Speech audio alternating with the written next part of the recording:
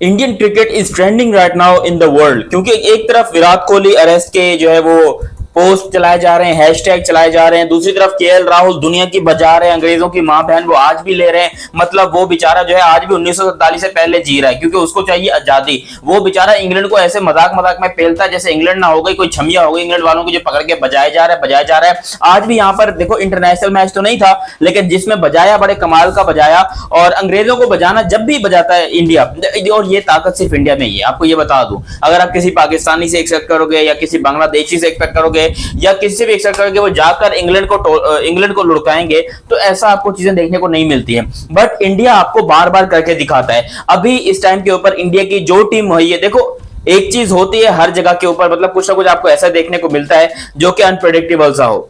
आपको हमेशा इंडिया ऐसी चीजें करके दिखाता है। वो उन्होंने ऑस्ट्रेलिया में करके दिखाया, न्यूजीलैंड इवन साउथ अफ्रीका में करके दिखाया, अब बारी है इंग्लैंड की। और इंडिया की तैयारियां कैसी हैं वही मैं आप लोग को इसमें बताता हूं। उसके अलावा ये जो अरेस्ट कोहली वाला एक सीन चल रहा है इसके बारे में भी आपको बताता हूं। अगर अभी तक आपने चैनल सब्सक्राइब नहीं किया तो सब्सक्राइब करो और सब्सक्राइब करते बेल आइकन दबाओ। सबसे पहले आते हैं यहाँ पर केएल राहुल की सेंचुरी के ऊपर।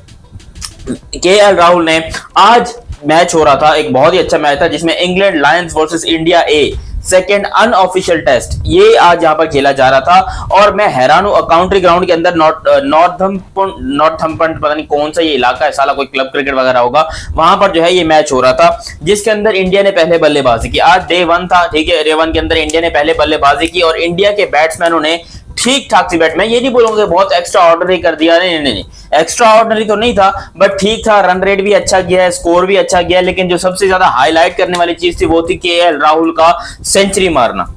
केएल राहुल ने यहां पर एक और सेंचुरी मार दी। आपको याद होगा कुछ ही दिन पहले उन्होंने आईपीएल के अंदर एक शानदार सेंचुरी मारी थी। उन्होंने आई थिंक आईपीएल में कोई 101 रन या कुछ 102 रन इस तरह मारे थे और वो दिल्ली कैपिटल्स के लिए बड़ी इंपॉर्टेंट भी थी। आज यहां पर इन्होंने टेस्ट क्रिकेट में सेंचुरी मार दी। तो केएल राहुल के बारे में जो क्वेश्चन मार्क्स है कि भाई ये बंदा फॉर्म में है या नहीं है, ये ऐसा है ये वैसा है, उन सारे डाउट्स को क्लियर करते हुए केएल राहुल ने ये बात बताई है कि रोहित और विराट के बाद टीम को संभालने के लिए अपन इधर ही है, ये मेरा ग्राउंड है। वो उन्होंने वो सेलिब्रेशन की थी, घुमाकर यूं करके जो उन्होंने सेलिब्रेशन किए थे, बाकी में इस वो सेलिब्रेशन सच दिखा दिया है। क्योंकि रोहित और विराट के जाने के बाद इंडियन फैंस को और दुनिया भर के क्रिकेट फैंस को ऐसा लग रहा था कि शायद इंडिया को प्रॉब्लम आ जाए, शायद इंडिया फंस जाए, शायद इंडिया को कोई मसले आ जाएं। लेकिन केएल राहुल की फॉर्म को देखकर ऐसा लगता है कि उन्हें कोई मसला नहीं है। और ना कि सिर्फ केएल राहुल बल्कि करुण नायर की भी तारीफ करनी पड़ेगी। याद रहे पिछले मैच के अंदर करुण नायर ने 206 रन की शानदार इनिंग खेली थी, डबल सेंचुरी स्कोर की थी और अपने कमबैक करने में अब आज भी यहां पर करुण नायर ने 40 रन स्कोर किए हैं, ठीक है। और इसका ये मतलब है कि भाई करुण नायर आपको 100% प्लेइंग 11 में देखने को मिलेंगे।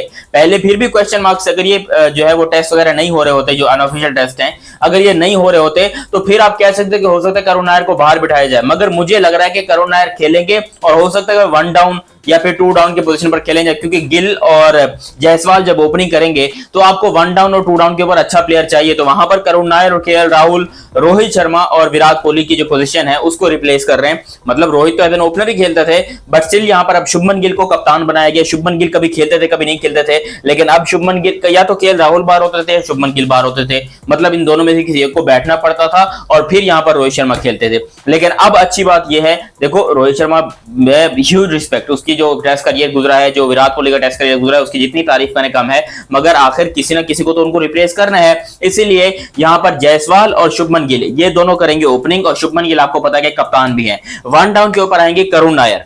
हालांकि बहुत सारे लोग अभिमन्यु ईश्वरन के पक्ष में है कि उनको भी खिलाना चाहिए, भाई अच्छा लड़का है, उसने अभिमन्यु ईश्वरन को इतना वो मसले वाला बंदा नहीं है, अच्छा लड़का है, उसने रन भी स्कोर किए हुए हैं, डोमेस्टिक के अंदर उसके शानदार रन हैं, उसने बड़ी आउटस्टैंडिंग किसी की परफॉर्मेंसेस दी हुई है और आज भी उसकी परफॉर्मेंस कोई आप ऐसे नहीं बोल सकते कि भाई उसको बिल्कुल ही हट जाना चाहिए। ये नहीं, मेरे हिसाब से इज अ वंडरफुल एस्पेक्ट और मुझे लग रहा है कि वो आगे जाकर चलेगा भी।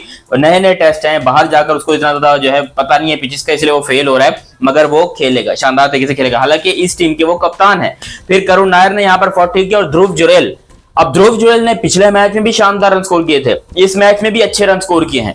ध्रुव जुरेल जो कि एक शानदार विकेट कीपर बैट्समैन है, आज भी उन्होंने 52 रन स्कोर किए हैं 87 बॉलों के अंदर, 7 चौके उन्होंने लगाए।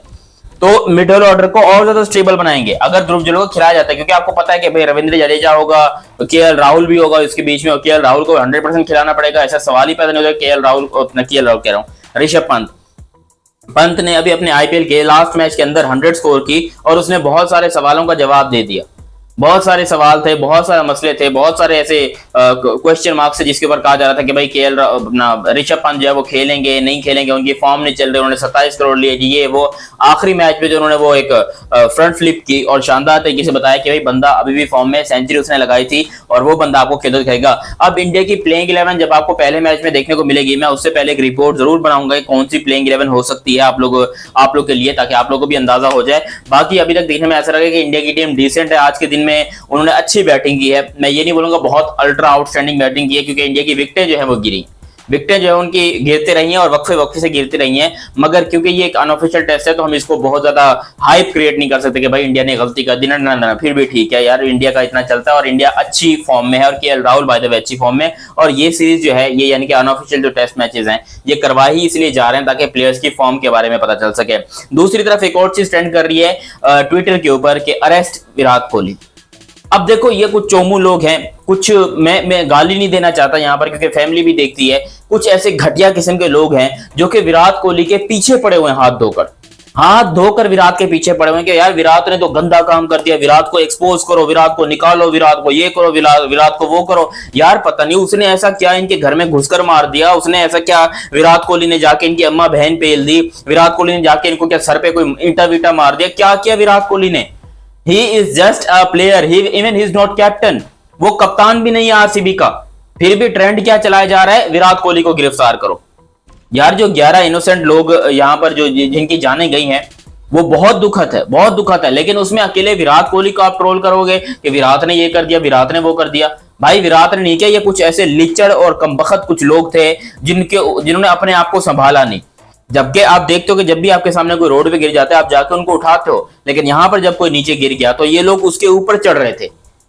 तो उन फैंस की गलती है जो लोग ऊपर चढ़े थे। हालांकि तो यकीनन कुछ लोगों ने उनको बचाने की कोशिश की होगी, कुछ लोगों ने ऊपर उठाने की कोशिश की होगी, लेकिन क्या आप इतने पागल हो गए थे कि एक दूसरे के ऊपर चढ़ के आप लोग को जो है वो एक दफा इंडिया इसे चेन्नई सुमोमी में घुसना था? क्योंकि 35,000 की कैपेसिटी वाले स्टेडियम में ऑलरेडी 3 लाख लोग घुस चुके थे बिकॉज ऑफ फ्री एंट्री। तो ये आप मैनेजमेंट की गलती बोल सकते हो, ये आप किसी की भी गलती बोलो, आप सरकार की गलती बोलो, आप जिसकी गलती बोलनी है बोलो, लेकिन ये जो आप भुतियापे वाली हरकतें कर रहे हैं कि अरेस्ट विराट कोहली, अरेस्ट विराट, मतलब उस बंदे ने क्या बिगाड़ा है भाई? वो बंदा एक परफॉर्मर है, वो बंदा इंडिया का हीरो है, वो बंदा T20 वर्ल्ड कप फाइनल के अंदर 76 रन स्कोर करने वाला इंडिया का हीरो है। आप उसको उठाकर उसके अगेंस्ट रीट्वीट्स पे रीट्वीट्स हो रहे हैं, विराट कोहली को अरेस्ट करो, ट्रेंडिंग करवाया जा रहा है कि विराट को अरेस्ट करो।